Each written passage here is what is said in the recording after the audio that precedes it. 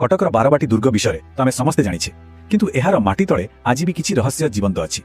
स्थानीय लोकंक कहिबा अनुसारे एई दुर्ग तले एक गुप्त सुड़ंग लुचि रहिछि जहा आज पर्यंत रहस्यमय। तेबे चलंतु एही रहस्यमय सुड़ंग सह जड़ित किंबदंती विषय जानिबा। गोटे किंबदंती अछि जे एही सुड़ंग सीधा महानदी कूल पर्यंत जाउथिला। एहा राजा मानक पई थिला एक खसी जिबार रास्ता आ गुप्त बैठक पई एक निरापद मार्ग। किंतु गोटे ऐतिहासिक घटना एही रहस्य को आहुरी जटिल करदेला। कथाटा होउछि ब्रिटिश शासन समय जेतेबेले दुर्गर एक सर्वे करा जायथिला आउ सेही सर्वे परे सुड़ंगर किछि प्रवेश पथ को जानि सुनी बंद कर दिया गला। हेले सबुठु बड़ प्रश्न हेउछि काहेकि? किंतु जानंती ए रहस्य केवल अतीतर कथा नुहे, एहा आज भी जीवंत अछि।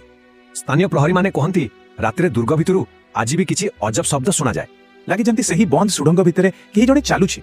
तेबे ए सब सुनिला परे मुख्यतः दुईटी संभावना सामना को आसुछि। प्रथमटी हेला सुड़ंग गुड़िक कौन समय सह भांगी रुजी जाइछि ना कोनोसी बड़ सत्य को लुचाइबा पई एहाकु बंद करा जाइछि। टिके भाबंतु तो जदि एही सुड़ंग गुड़िक पुणी थरे खोला जाए तेबे बारबाटीर इतिहास कोन बदली जिवो? शेषरे सबुठु बड़ प्रश्न हेउछि इतिहासर एही हजिला पृष्ठा को खोजी बाहर करिबा कोन दरकार।